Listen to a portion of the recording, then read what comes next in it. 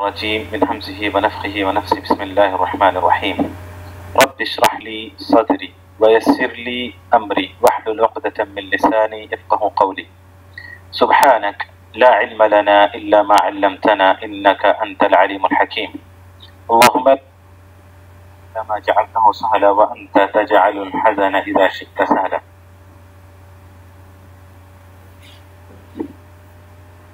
معزز طلباء اور طالبات،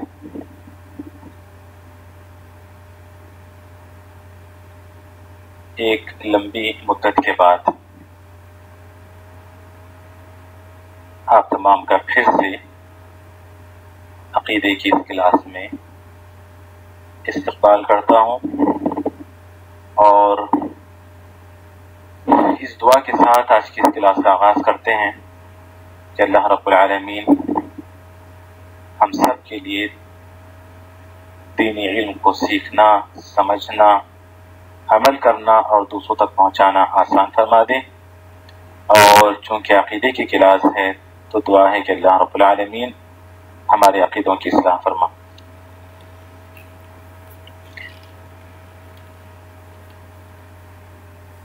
ایک مرتبہ پھر سے میں یاد دلا دوں کہ عقیدے میں ہم لوگ جس کتاب کو پڑھ رہے ہیں وہ ہے العقیدۃ الواسطیہ، جو شیخ الاسلام ابن تیمیہ رحمہ اللہ کی کتاب ہے.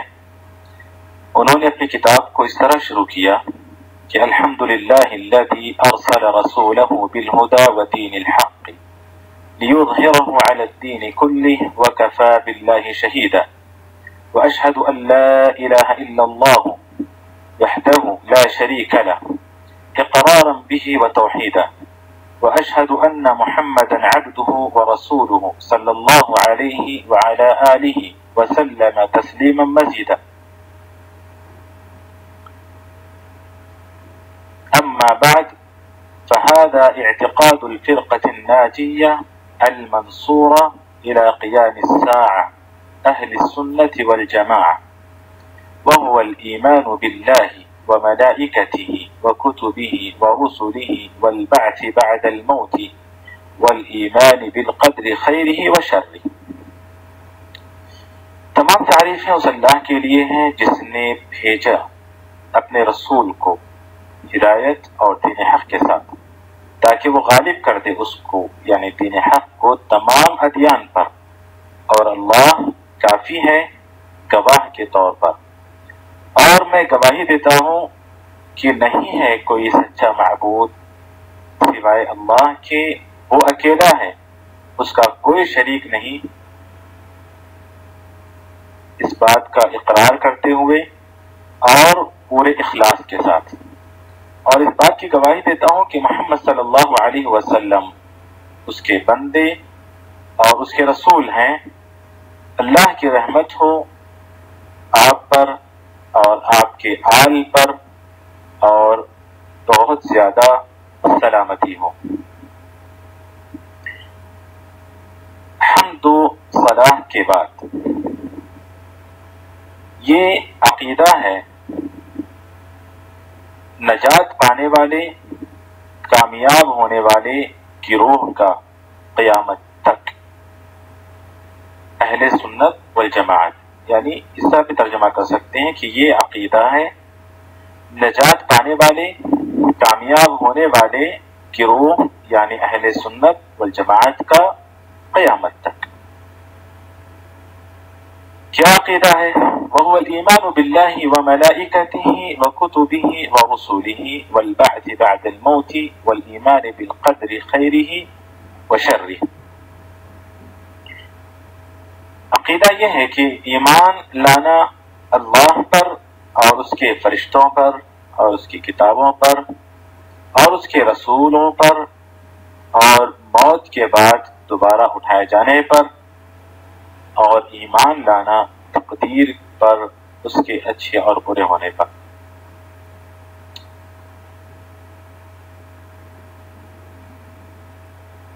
اللہ کے فضل اور اس کے نصرت سے ہم نے کتاب کی ابتدا سے الایمان باللہ وملائکتہ وکتبہ ورسلہ والبعث بعد الموت یہاں تک کی ہم نے شرح کر لی ہے، ہم نے شرح پڑھ لی ہے. آج انشاءاللہ چھوٹا سا حصہ، کیونکہ پہلا دن ہے اسی لیے آج کی کلاس کافی مختصر رہے گی، اور صرف والایمان بالقدر خیرہ و شرہ اس کی بہت ہی مختصر شرح میں کروں گا، کیونکہ الایمان، یہ ایمان کے جو تمام ارکان ہیں، تمام ارکان کی کافی تفصیلات آگے آ رہی ہیں، اسی لیے مزید تفصیل یہاں میں ذکر نہیں کرنا چاہ رہا ہوں، کیونکہ اس کو تفصیل کے ساتھ آگے کچھ شیخ الاسلام نے ذکر بھی کیا ہے، وہاں پر اور ہم لوگ شرح کر کے ان باتوں کو پڑھیں گے۔ تو ایمان کے 6 ارکان اہل سنت والجماعت یا فرقہ ناجیہ منصورہ کا عقیدہ ہے، جو یہاں پر ذکر کیا گیا ہے، اور یہ دراصل اللہ کے رسول صلی اللہ علیہ وسلم کی اس حدیث کی روشنی میں ہے جو حدیث جبریل ہم بار بار پڑھ چکے ہیں، پڑھتے رہتے ہیں۔ اس میں اللہ کے رسول صلی اللہ علیہ وسلم کے پاس جبریل علیہ السلام نے آ کر سوالات کیے تھے کہ ایمان کیا ہے، اسلام کیا ہے، یہ اسلام کیا ہے، ایمان کیا ہے، اور پھر احسان کیا ہے۔ تو اس میں رسول اللہ صلی اللہ علیہ وسلم نے ایمان کیا ہے تو آپ نے بتایا تھا کہ یہ ایمان باللہ و ملائکتہ و کتبہ و رسولہ۔ روایتوں الفاظ میں اختلاف رہا ہے، کہیں پر ہے والیوم الآخر اور کہیں پر ہے والبعث بعد الموت، دونوں کا مطلب یا دونوں سے مراد ایک ہی ہے۔ والبعث بعد الموت میں موت کے بعد سے لے کر حساب و کتاب اور پھر جنت اور جہنم، یعنی نتیجہ اور رزلٹ تک کے تمام مراحل والبعث بعد الموت میں شامل ہیں، اور والیوم الآخر میں بھی یہی تمام چیزیں شامل ہیں۔ تو یہ 5 ارکان کی تفصیل ہم پڑھ چکے ہیں، آج ہم 6واں رکن پڑھنے جا رہے ہیں، والایمان بالقدر خیرہ و شرہ، والایمان بالقدر خیرہ و شرہ۔ غور کریں آپ لوگ کہ الایمان باللہ و ملائکتہ و کتبہ و رسلہ والبعث بعد الموت، ایمان اللہ پر، اس کے فرشتوں پر، اس کی کتابوں پر، اس کے رسولوں پر، اور بعث بعد الموت پر۔ عطف کر دیا، ایمان کا عطف ان تمام پر ہو رہا ہے، لیکن پھر سے خصوصیت کے ساتھ کہا والایمان بالقدر خیرہ و شرہ۔ کچھ لوگوں نے بعض روایتوں میں اللہ کے رسول صلی اللہ علیہ وسلم نے قدر کا ذکر نہیں کیا ہے، بعض ایسی روایتیں ہمیں ملتی ہیں اور حدیثیں جس میں تقدیر کا، قدر کا ذکر نہیں ہے، اسی لیے کچھ لوگ، کچھ جدید یا معاصر علماء، جدید علماء نے ایمان کے ارکان میں قدر کو شامل نہیں کیا ہے، ایمان کے ارکان میں قدر کو شامل نہیں کیا ہے، جن میں مولانا مودودی رحمۃ اللہ علیہ غفر لہ بھی ہیں، جبکہ بہت ساری صحیح حدیثیں ہمیں ایسی ملتی ہیں جن میں رسول اللہ صلی اللہ علیہ وسلم نے تقدیر کا ذکر کیا ہے، اور پھر قرآن کی بھی بہت ساری آیتیں اس بات پر دلالت کرتی ہیں۔ اس موضوع کو انشاءاللہ ہم لوگ تفصیل سے آگے پڑھیں گے، لیکن آج اختصار کے ساتھ آپ لوگ سماعت فرمائیے کہ والایمان بالقدر خیرہ و شرہ، ایمان تقدیر پر، تقدیر پر، اور تقدیر کے اچھے اور برے ہونے پر۔ تقدیر کے اچھے اور برے ہونے پر سب سے پہلے ہم دیکھتے ہیں کہ تقدیر کے معنی کیا ہیں۔ تقدیر یہ یا پھر القدر، عربی میں القدر کہتے ہیں نا، تو القدر یہ مصدر ہے، قدر یقدر کا مصدر ہے القدر، القدر یا القدر بھی بول سکتے ہیں، یعنی بفتح الدال و تخفیفها دونوں بھی پڑھا گیا ہے، القدر یا القدر دونوں طریقے سے اس مصدر کو پڑھا گیا ہے۔ لیکن اس کا مضارع آتا ہے یقدر، قدر یقدر کسرہ کے ساتھ، یعنی باب ضرب یضرب سے ہے۔ یہ کیا معنی ہے قدر یقدر کے؟ معنی ہے اندازہ لگانا، اندازہ لگانا۔ جیسے آپ نے کوئی چیز رکھی، مثلا آپ نے چائے میں شکر ڈالی، تو ہم کہتے ہیں کہ اندازاً میں نے صحیح اندازہ، اگر چائے میں شکر صحیح ہو گئی تو کہتے ہیں کہ میں نے صحیح اندازہ لگایا، اندازاً میں نے شکر ڈال دی۔ تو اسی لیے اس کو کہتے ہیں احط بمقدارہ، عربی میں کہتے ہیں احط بمقدارہ، میں نے اس کے اندازے، یعنی اس کی مقدار کے برابر میں نے ڈال دیا۔ تو اندازہ لگانا، اور اللہ رب العالمین صحیح اندازہ لگانے والا ہے، بہت ساری آیتیں ہمیں ملتی ہیں، تو یہ تو لفظ معنی تھا۔ شرع میں، شریعت میں تقدیر کہتے کس کو ہیں؟ شریعت میں تقدیر کہتے ہیں کہ عربی میں اگر لکھنا چاہیں آپ لوگ تو ان اللہ عز وجل علم، ان اللہ عز وجل علم مقادیر الاشیاء وازمانها ازلا. ان اللہ عز وجل علم مقادیر الاشیاء وازمانها ازلا ثم أوجدها بقدرته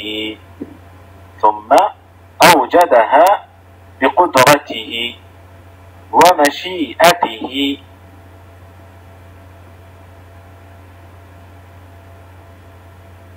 وأنه كتبها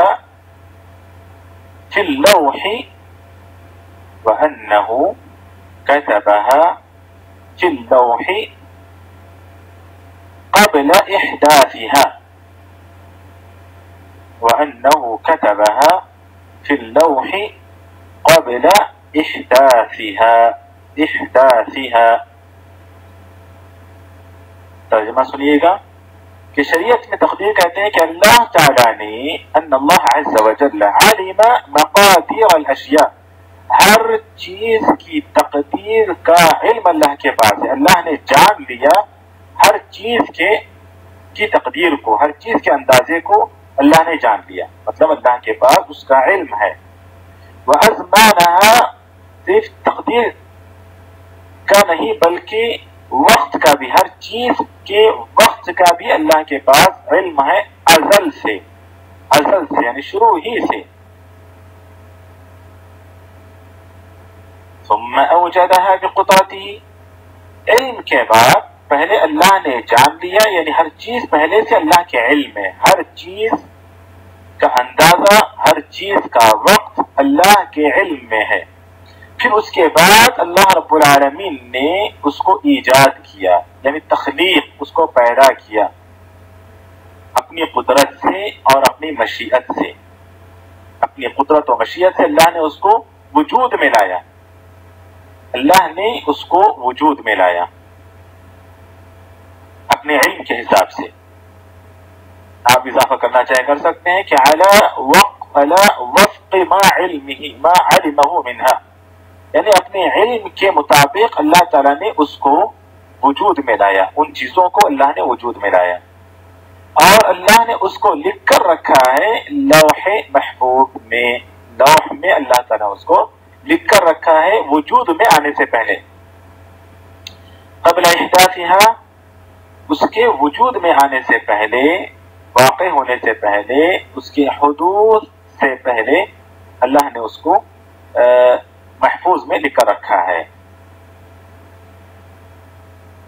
جیسا کہ اس تعریف پر حدیثیں دلالت کرتے، بہت ساری حدیثیں، لیکن یہاں پر ایک حدیث میں ذکر کروں گا جس طرح کہ اللہ کے رسول صلی اللہ علیہ وسلم نے فرمایا کہ اول ما خلق اللہ القلم فقال له اكتب فقال فما اكتب قال اكتب كل ما هو كائن. حدیث میں اللہ کے رسول صلی اللہ علیہ وسلم نے فرمایا کہ اللہ تعالیٰ نے سب سے پہلے قلم کو پیدا کیا، اس کے بعد قلم سے کہا کہ لکھو، تو قلم نے کہا کہ کیا لکھوں، اللہ میں کیا لکھوں؟ تو اللہ تعالیٰ نے کہا اکتب کل ما هو کائن، جو کچھ ہونے والا ہے وہ سب لکھو، جو کچھ ہونے والا ہے وہ سب لکھو. یعنی حدیث دلالت کرتی ہے کہ اللہ تعالیٰ نے ہر چیز کی تقدیر، اس کا وقت، ہر چیز کا اندازہ اللہ نے لکھ کر رکھا ہے لوح میں. اور قرآن کی آیت جس میں اللہ کے رسول صلی اللہ علیہ وسلم نے فرمایا، غالباً سورہ حدید کی آیت ہے، سورہ حدید کی آیت، اللہ رب العالمین فرماتے ہیں ما اصاب من مصیبت فی الارض ولا فی انفسکم الا فی کتاب من قبل ان نبرأها. ما اصاب من مصیبت فی الارض ولا فی انفسکم، جو کچھ پیش آنے والا ہے، جو بھی مصیبت زمین میں یا تمہارے نفسوں میں جو کچھ پیش آنے والا ہے، مطلب ہے الا فی کتاب مبین، الا فی کتاب من قبل، وہ پہلے سے اللہ نے کتاب میں لکھ کر رکھا ہے، ان نبرأہا، اس کو پیدا کرنے سے پہلے، اس کو پیدا کرنے سے پہلے اللہ تعالیٰ نے، یعنی اس کو وجود میں لانے سے پہلے اللہ تعالیٰ نے اس کو کتاب میں لکھ کر رکھا ہے۔ اللہ رب العالمین نے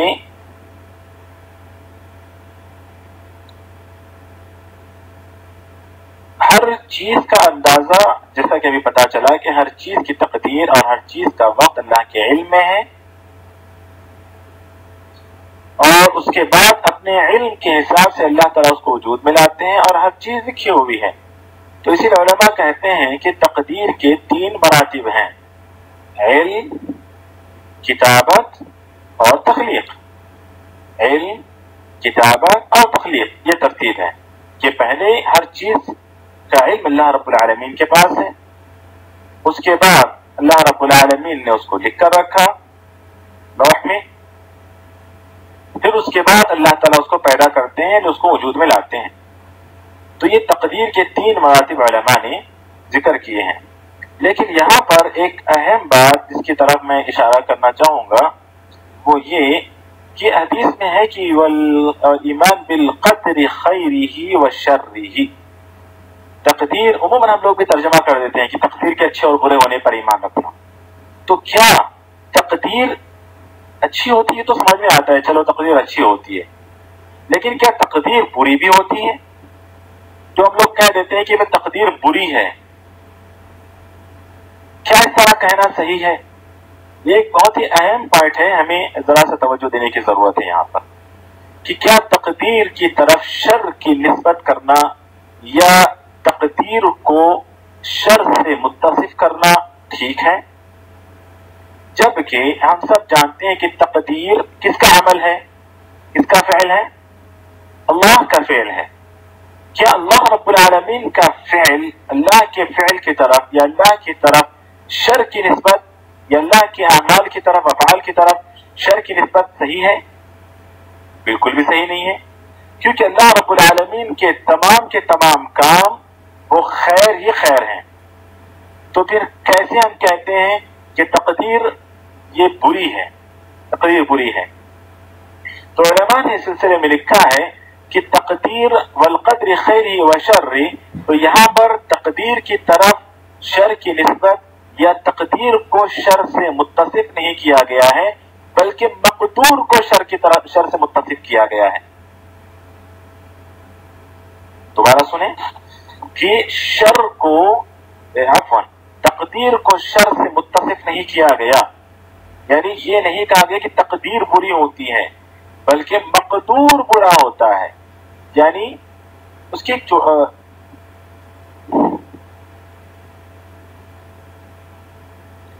کچھ مثالیں میں آپ کو دوں گا۔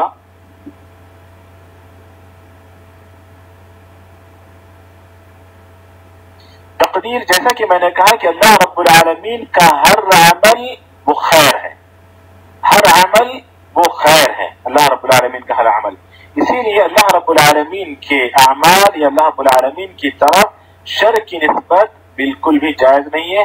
خود ایک دعا کے اندر رسول اللہ صلی اللہ علیہ وسلم نے علی بن طالب سے جو حدیث ہے، کافی لمبی دعا ہے، مسلم کی روایت ہے، کہا اللہ کے رسول صلی اللہ علیہ وسلم نے کہ وَالشَّرُّ لَيْسَ إِلَيْكَ، وَالشَّرُّ لَيْسَ إِلَيْكَ، اے اللہ شر تیری طرف سے نہیں ہے، شر تیری طرف سے نہیں ہے۔ تو پھر یہاں ہم کیسے کہہ دیتے ہیں کہ تقدیر بری ہے؟ تو میں نے اس کے جواب میں یہ کہا علماء کے اقوال کی روشنی میں کہ تقدیر کی طرف شر کی نسبت یا تقدیر کو شر سے متصف کرنا ٹھیک نہیں ہے۔ یہاں پر جو کہا گیا ہے کہ والقدر خیرہ وشرہ، تو وشرہ وشر المقدور ہے، اصل میں مقدور ہے۔ کیسے؟ مثال سنیں، جیسے ایک آدمی کو بیماری لاحق ہوتی ہے، ایک آدمی بیمار ہو جاتا ہے، تو بیماری فی ذاتہ شر نہیں ہے، لیکن جس شخص پر بیماری لاحق ہوئی ہے، جس شخص کو بیماری لاحق ہوئی ہے، اس کے لیے وہ شر ہے، اس کے لیے وہ شر ہے، ورنہ فی ذاتی ہی بیماری شر نہیں ہے۔ کیسے پتا چلا ہمیں؟ پتا ایسے چلا کہ اللہ کے رسول صلی اللہ علیہ وسلم نے بخار اور دیگر بیماریوں کے بارے میں کہا کہ وہ کفارۃ الذنوب ہیں، وہ کفارۃ الذنوب ہیں۔ تو پتا چلا کہ کفارۃ الذنوب یہ تو خیر ہے۔ تو انسان کو جو بیماری لاحق ہوتی ہے، بیماری فی ذات ہی شر نہیں ہے، جو کہ اللہ رب العالمین کی جانب سے ہے، لیکن مقدور کے لیے وہ شر ہے، مقدور کے لیے وہ شر ہے۔ مقدور جیسے میں ہوں، مجھے اگر کوئی بیماری لاحق ہوتی ہے، میرے لیے وہ تکلیف دہ ہے، میرے لیے وہ شر ہے، لیکن حقیقت میں وہ خیر ہی ہے، حقیقت میں وہ خیر ہی ہے۔ اسی طرح بعض جانوروں کے متعلق ہم کہتے ہیں سانپ ہے، بچھو ہے، فلاں فلاں، سب اللہ رب العالمین نے پیدا کیے، تو سب اس کو شر سمجھتے ہیں۔ اللہ نے پیدا شر نہیں کیا ہے۔ اگر وہ آپ کو کاٹ لے، وہ آپ کو ڈس لے، وہ آپ کو تکلیف پہنچائے تو پھر وہ شر ہے، ورنہ فی ذاتی یہ چیزیں بھی شر نہیں ہے۔ اس میں بھی اللہ رب العالمین کی حکمت ہے، وہی جانتا ہے کہ اللہ تعالیٰ نے ان چیزوں کو کیوں پیدا کیا ہے جس کو ہم شر سمجھتے ہیں۔ یا پھر کچھ اور مثال اگر ہم لینا چاہیں،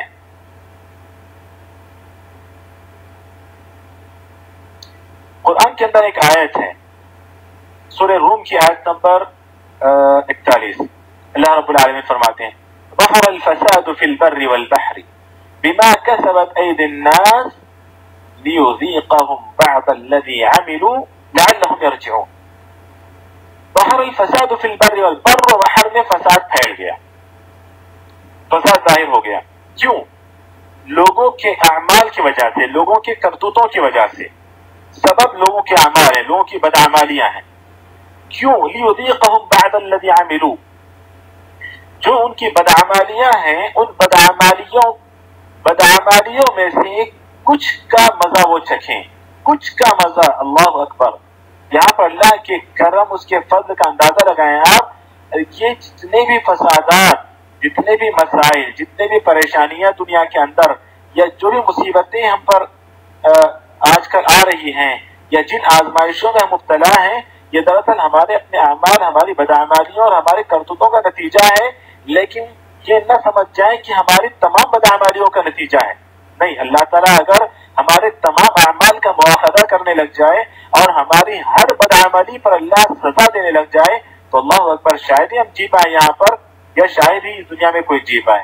اسے اللہ کہتا ہے لیذیقہم بعض الذی عملوا، بعض الذی عملوا، تمہاری تمام بدعمالیوں کی سزا نہیں ہے جو بر و بحر میں جو فسادات ہیں، تمہارے بعض بدعمالیوں کی یہ سزا۔ اسے اللہ تعالیٰ نے ایک اور جگہ وَيَعْفُو عَنْ كَثِيرٍ، اللہ تعالیٰ تو بہت سارے گناہوں کو معاف بھی کر دیتے ہیں اللہ تعالیٰ۔ بہرحال یہ موضوع ہمارا نہیں ہے، لیکن یہاں پر دیکھیں یہ تمام جو فسادات ہیں، ظاہر میں ہمیں لگتا ہے کہ یہ شر ہے، لیکن اس میں بھی خیر ہے۔ کیوں خیر ہے اللہ کہتا ہے لعلہم یرجعون، تاکہ وہ رب کی طرف لوٹ جائیں، تاکہ وہ اللہ کی طرف رجوع ہو جائیں، تو اس میں بھی خیر ہے۔ تو اسی لیے تقدیر کو شر سے متصف کرنا ٹھیک نہیں ہے، کیونکہ تقدیر یہ اللہ رب العالمین کا فعل ہے، اور اللہ رب العالمین نے جو کچھ پیدا کیا ہے وہ سب خیر ہے۔ شر کی نسبت اللہ رب العالمین کی طرف نہیں کی جا سکتی، جیسا کہ اللہ کے رسول صلی اللہ علیہ وسلم نے کہا کہ وَالشَّرُّ لَيْسَ إِلَيْكَ، لا شر تیری طرف سے نہیں ہے، تیری جانب سے نہیں ہے۔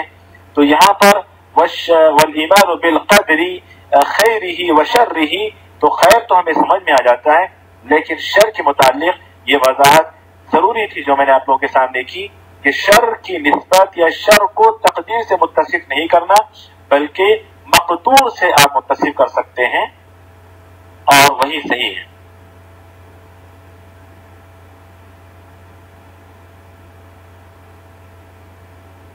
اور بھی بہت ساری مثالیں ہیں جو دی جا سکتی ہیں، لیکن میرے خیال میں بات واضح ہو چکی ہے کہ دو باتیں یہاں پر۔ پہلی بات، شر کو، تقدیر کو شر سے متصف نہیں کر سکتے، دو سبب ہیں یا دو جواب ہیں کہ کیوں نہیں کر سکتے۔ پہلی بات تو یہ ہے کہ شر تقدیر میں نہیں ہے، شر مقدور کے لیے ہے یا مقدور میں ہے، ایک بات یہ ہے، ٹھیک۔ اور جیسا کہ رسول اللہ صلی اللہ علیہ وسلم نے کہا کہ وَالشَّرُّ لَيْسَ إِلَيْهِ، اور تقدیر یہ اللہ رب العالمین کا فعل ہے، اس لیے ہم کہیں گے کہ شر تقدیر میں نہیں ہے۔ اور دوسری بات یہ ہے کہ اللہ رب العالمین نے مقدور بھی یعنی جس کو بیماری لاحق ہوئی ہے وہ مقدور ہے، بیماری تقدیر ہے، جس کو بیماری لاحق ہوئی وہ مقدور ہے۔ ہاں، سانپوں کو اللہ تعالیٰ نے پیدا کیا، بچھوؤں کو اللہ نے پیدا کیا، زہریلے جانوروں کو اللہ تعالیٰ نے، پرندوں کو اللہ نے پیدا کیا، جو بھی ہے وہ تقدیر ہے، لیکن اگر وہ کسی کو ڈس لیتے ہیں تو وہ مقدور ہے۔ تو یہاں دوسری بات یہ میں نے بتائی کہ مقدور بھی فی ذاتی اس کے لیے شر نہیں ہے، شر محض جس کو ہم کہتے ہیں، محض شر اس میں بھی نہیں ہے، کیونکہ اس میں بھی اس کے لیے فائدہ ہے، اس میں بھی اس کے لیے خیر ہے۔ جیسے میں نے کہا کہ اگر مجھے بیماری لاحق ہوتی ہے تو میں مقدور ہوں، تب بھی میرے اندر خیر ہی ہے، اس شر میں بھی خیر ہے، اس شر میں بھی خیر ہے۔ جیسا کہ کہا کہ بیماری سے گناہوں کا کفارہ ہو جاتا ہے، اور بعض ڈاکٹر بولتے ہیں کہ بعض بیماریاں ایسی ہیں کہ خود انسان کے اندر موجود بڑے بڑے جراثیم کا وہ بیماریوں سے خاتمہ ہو جاتا ہے۔ ایسی بہت ساری باتیں ماشاءاللہ آپ لوگ مجھ سے زیادہ جانتی ہیں یا جانتے ہیں۔ تو بہرحال یہ تقدیر سے متعلق باتیں تھیں۔ ہر چیز اللہ رب العالمین نے ہر چیز اللہ رب العالمین کے علم میں ہے، ہر چیز اللہ رب العالمین نے لکھ کر رکھی ہے، اور ہر چیز اللہ رب العالمین کے علم، اس کی کتابت کے بعد اس کے علم اور کتابت کے مطابق وجود میں اللہ تعالیٰ لاتے ہیں۔ یہی تقدیر کا خلاصہ ہے، اور ہم سب کو اس پر ایمان لانا ضروری ہے، کیونکہ یہ ایمان کے ارکان میں سے ایک رکن یعنی چھٹا رکن ہے۔ ایک اور دلیل اللہ رب العالمین کا ارشاد ہے کہ الم تعلم ان اللہ یعلم ما فی السماء والارض، علم کی دلیل، کتابت کی دلیل تو ہم نے پڑھ لی، علم کی اور وجود کی دلیل بھی ہم نے پڑھ لی، لیکن علم کی دلیل میں دینا بھول گیا تھا۔ یہ کتابت کی دلیل حدیث، اور وجود کی دلیل کہ اللہ تعالیٰ کتابت کے بعد ہی وجود میں لاتے ہیں۔ میں نے سورہ حدید کی آیت نمبر 22 آپ لوگوں کے سامنے رکھی، اور یہاں پر سورۃ الحج کی آیت نمبر 70 میں علم کی دلیل کہ الم تعلم ان اللہ یعلم ما فی السماء والارض ان ذلک فی کتاب ان ذلک علی اللہ یسیر۔ کیا تم نہیں جانتے ہو کہ اللہ تعالیٰ جانتا ہے ہر وہ چیز کو جو آسمانوں میں اور جو زمینوں میں ہے، اور ان ذلک فی کتاب، یہ سب چیزیں کتاب میں ہیں، مطلب لوح محفوظ میں ہیں، اللہ تعالیٰ لکھ کر رکھے ہیں، اور یہ اللہ رب العالمین کے لیے بہت ہی آسان ہے۔ میرے خیال میں فی الحال کے لیے اتنا کافی ہے۔ انشاءاللہ آگے پھر ہم لوگ جب آگے کا سبق جو ہے وہ وَمِنَ الْإِيمَانِ بِاللَّهِ الْإِيمَانُ بِمَا وَصَفَ بِهِ نَفْسَهُ فِي كِتَابِهِ وَوَصَفَ بِهِ رَسُولَهُ محمد صلی اللہ علیہ وسلم، کافی تفصیل سے پھر وہ ہر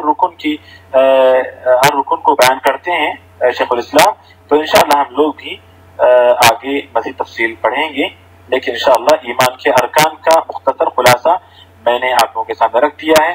اللہ تعالیٰ سے دعا ہے کہ اللہ رب العالمین سننے کے ساتھ ساتھ عمل کرنے کے اللہ ہمیں توفیق عطا فرمائے، اور ہمارے عقیدوں کے اللہ اصلاح فرمائے۔ اللہ رب العالمین دین علم کو سیکھنا، سمجھنا، عمل کرنا اور دوسروں تک پہنچانا سب کے لیے آسان فرما دے۔ اگر کسی کے پاس کوئی سوال ہو تو سوال کر سکتے ہیں۔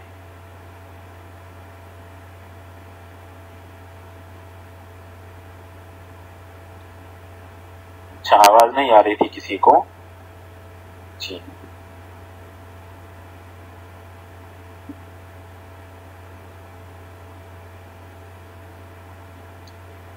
چلیں، ٹھیک۔ تیسرا پوائنٹ کیا بولا تھا میں نے؟ کیا تیسرا پوائنٹ تھا؟ کون سا تیسرا پوائنٹ کس کا؟ یعنی تقدیر کے جو 3 مراتب میں نے ذکر کیے تھے وہ؟ ہاں جی، اچھا، علم، کتابت، تخلیق یا ایجاد۔ تخلیق کر لیں، تخلیق کے الفاظ کتابوں میں موجود ہیں، علم، کتابت اور تخلیق۔ کچھ لوگ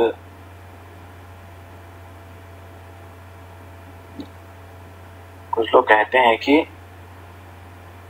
نہیں سمجھ آیا مجھے. کچھ لوگ کہتے ہیں کہ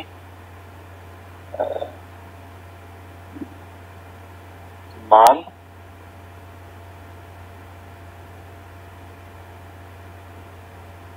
نہیں سمجھ میں آیا مجھے. کچھ لوگ کہتے ہیں کہ مال نہیں ہماری تقدیر میں نہیں ہے. کس مال کی بات کر رہے ہیں آپ, کر رہی ہیں عیار اسلام صاحب؟ اپنا نام لکھا کریں آپ. کچھ لوگ یہ کون سی زبان ہے, یہ بلوچ یا پشتو وغیرہ تو نہیں ہے یہ؟ اچھا, یہ آپ عیاراسلام.com صاحب اپنا نام لکھا کریں, مہربانی ہوگی, اٹینڈنس میں آسانی ہوگی, ورنہ ہم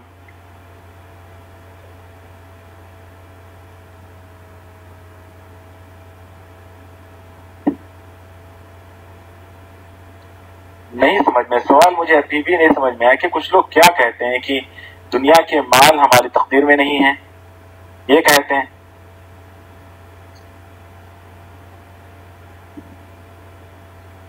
مال ہماری تقدیر میں نہیں. اچھا جی, اولا مصطفیٰ صاحب, ٹھیک. تو مال ہماری تقدیر میں نہیں, یہ کہتے ہیں کہ مال ہماری تقدیر میں نہیں. کون کہتے ہیں؟ جو زیادہ مال رکھتے ہیں وہی کہتے ہیں کہ مال ہماری تقدیر میں نہیں ہے. ہاں,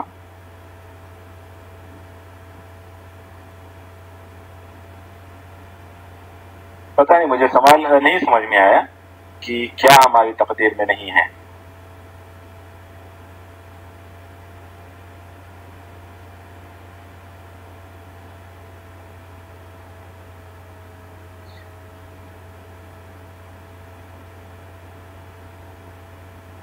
تو کیا اگر کوئی کہتا ہے کہ ہاں فلاں چیز ہمارے مقدر میں نہیں ہے, تو ہاں وہ سمجھ میں آ گیا مجھے, مال دولت, تو دولت ہمارے مقدر میں نہیں ہے, مال ہمارے مقدر میں نہیں ہے. میرے خیال میں سب سے پہلے تو ہمیں یہ عموماً ان لوگوں کی باتیں ہوتی ہیں جو قناعت پسند نہیں ہوتے, جن کے اندر قناعت نہیں ہوتی, جو دنیا کے بہت ہی لالچی اور حریص ہوتے ہیں. عموماً ایسے لوگوں کے جملے ہوتے ہیں کہ مال ہمارے مقدر میں نہیں ہے. اب وہ کس طرح, مال سے مراد دولت ہے شاید. ہاں تو صحیح ہے دولت, جبکہ جو ہے نا اللہ تعالیٰ کی بے شمار دولت اللہ تعالیٰ ہمیں عطا کیا ہوا ہوتا ہے, لیکن لوگ صرف پیسے کو ہی دولت سمجھتے ہیں, ورنہ قناعت غنى النفس, غنى النفس ہے کہ مالداری یا دولت یہ غنى النفس, قناعت, خودداری, یہ بہت بڑی دولت ہے. تو عموماً جن کے پاس یہ چیزیں نہیں ہوتی, ان لوگوں کی زبان سے اس طرح کے جملے نکلتے ہیں کہ بھئی دولت ہمارے مقدر میں نہیں ہے. تو وہ شاید اپنے سے اونچے والوں کو دیکھتے ہیں دنیاوی امور میں, جبکہ اللہ کے رسول صلی اللہ علیہ وسلم نے کہا کہ انظروا الى من هو اسفل منكم ولا تنظروا الى من هو فوقكم فهو اجدر الا تزدروا نعمت اللہ علیکم, کہ اپنے سے نیچے والوں کو دیکھو, اپنے سے اوپر والوں کو نہ دیکھو, یہی تمہارے لیے بہتر ہے کہ تم اللہ رب العالمین کی نعمتوں کا شکر ادا کر سکو. تو عموماً دنیاوی معاملات میں جب لوگ اپنے سے اوپر والوں کو دیکھتے ہیں تو اس طرح کے جملے نکلتے ہیں کہ مال اور دولت شاید ہمارے مقدر میں نہیں ہے. تو ہاں ہوتا ہے, اللہ تعالیٰ نے مال کو تقسیم کیا ہوا ہے, ارزاق تقسیم ہے. نحن قسمنا بینہم معیشتہم فی الحیات الدنیا, اللہ رب العالمین نے مال کو, دولت کو, دنیا کو, معاش کو اللہ نے تقسیم کر دیا ہے. کسی کے مقدر میں زیادہ ہے تو کسی کے مقدر میں کم ہے. کسی کو اللہ نے کسی اور دولت سے نوازا ہے تو کسی کو اللہ نے مال کی دولت سے نوازا ہے, کسی کو صحت کی دولت سے نوازا ہے, کسی کو بے نیازی کی دولت سے نوازا ہے, تو کسی کو خودداری کی دولت سے نوازا ہے. تو انسان کو سوچ اپنی بدلنے کی ضرورت ہے, ورنہ اللہ رب العالمین نے کسی کے ساتھ ناانصافی نہیں کی ہے. اللہ تعالیٰ عادل ہے اور عادل ہے, وہ انصاف کرنے والا ہے.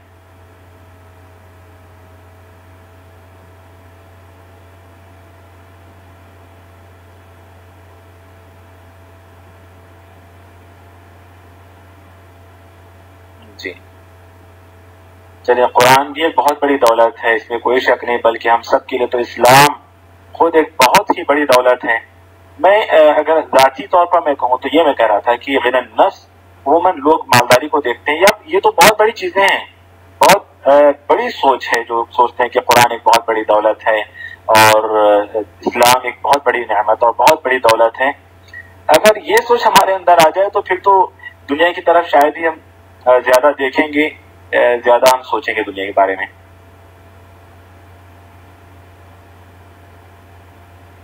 جی شیخ صاحب، مجھے تقدیر کو اور جاننا ہے، اس کی تفصیل کو اگر مکمل ہو تو کبھی فرصت میں اور نہیں. اس کتاب میں خود تفصیل آئے گی انشاءاللہ. اس کتاب میں خود بہت ہی تفصیل آئے گی انشاءاللہ. اس موضوع پر شیخ الاسلام نے خود لکھا ہے، کیونکہ تقدیر سے بہت سارے مسائل بھی پیدا ہوئے اور کچھ فرقے، کچھ گروہ گمراہ بھی نکل گئے. تو سب انشاءاللہ پڑھیں گے. لیکن تمہیدی باتیں، ہر رکن سے متعلق کچھ بنیادی جو باتیں ہیں وہ میں نے آپ کے سامنے رکھی ہیں. تفصیل سے انشاءاللہ ایمان باللہ بھی تفصیل سے پڑھیں گے، ایمان بالملائکہ بھی تفصیل سے پڑھیں گے، ایمان بالرسول بھی تفصیل سے انشاءاللہ پڑھیں گے. ویسے ہی الایمان بالقدر خیرہ و شرہ بھی انشاءاللہ ہم لوگ تفصیل سے پڑھیں گے انشاءاللہ باذن اللہ. اللہ تعالیٰ آپ سب کو بھی صحت دے. چلے بہرحال اگر کوئی یہ کہتا ہے تو بھی کوئی غلط نہیں ہے، اللہ نے مقدر میں نہیں رکھا ہے. اگر وہ دنیاوی مال و دولت کی بات کرتے ہیں تو ہاں، کسی کے مقدر میں اللہ زیادہ رکھتے ہیں، کسی کے مقدر میں کم رکھتے ہیں.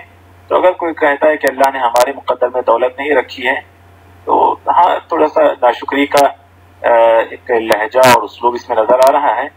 لیکن پھر بھی کوئی غلط بات نہیں ہے، کیونکہ اللہ نے کسی کے مقدر میں زیادہ اور کسی کے مقدر میں کم رکھا ہے، اور اللہ رب العالمین ہی بہتر جانتا ہے کہ اس میں کیا حکمت ہے. ہمیں اس کی تقسیم پر راضی رہنا ہے، ہمیشہ اللہ کی تقسیم پر ہمیں راضی رہنا ہے، شکر ادا کرنا ہے. اور دنیاوی امور میں یاد رکھیں، ہمیشہ اپنے سے نیچے والوں کو دیکھیں، شکر کا جذبہ پیدا ہوگا.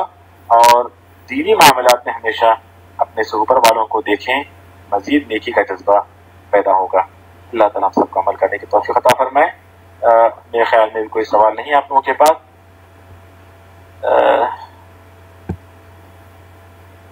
چلیے کلاس ختم کرتے ہیں. سبحان اللہ بحمدہ،